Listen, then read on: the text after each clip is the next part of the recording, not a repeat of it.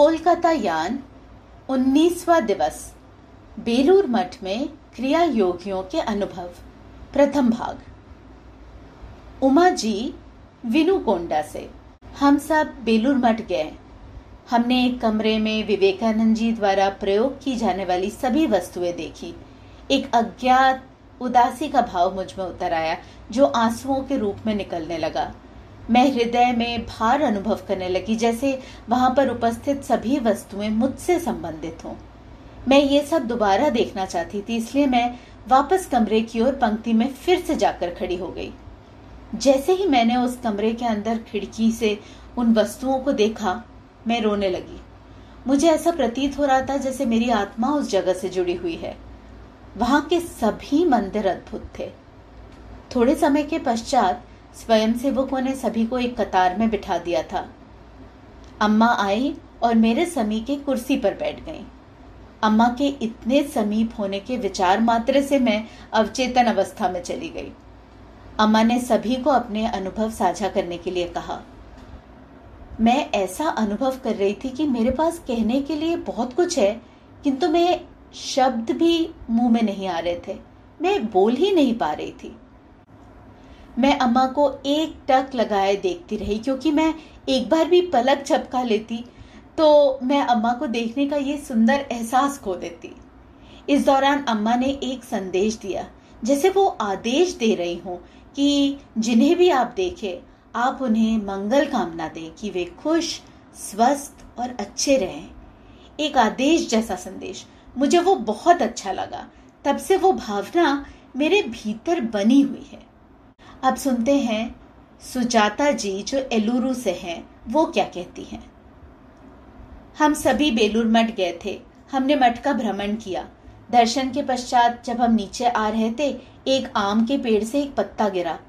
तुरंत मुझे महसूस हुआ जैसे मुझे प्रसाद मिल गया हो, भगवान का प्रसाद। ये वही वृक्ष था जो कल्पतरु है।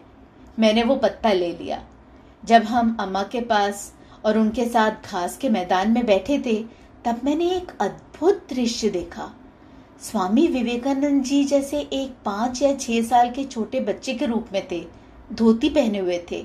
आम के पेड़ के चारों ओर घूम रहे थे, जैसे प्रदक्षिणा कर रहे हों, अर्थात वृक्ष की परिक्रमा।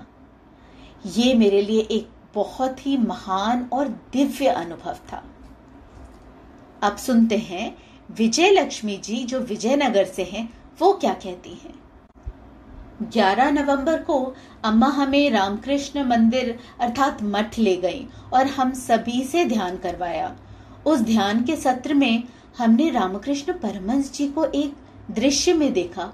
जब हम ध्यान कर रहे थे, श्री रामकृष्ण परमहंस जी हम सबके मध्य चलते हुए आए और वहां बैठकर पूजा करने लगे। पूजा करते हुए वो हम सभी को देख रहे थे। मैंने ये स्पष्ट रूप से अनुभव किया। मेरा पूरा शरीर काफी भारी और निश्चल हो गया, जैसे मेरे पास कोई शरीर हो ही नहीं, है ही नहीं। उस दिन मेरा ध्यान सत्र बहुत ही अच्छा रहा। अब सुनते हैं सुभद्रा जी, जो हैदराबाद से हैं, उनका क्या कहना है। बेलूर मठ में जब सभी सुषुम्ना क्रिया योगी ध्यान के लिए बैठे, अम्मा वहां आ गई।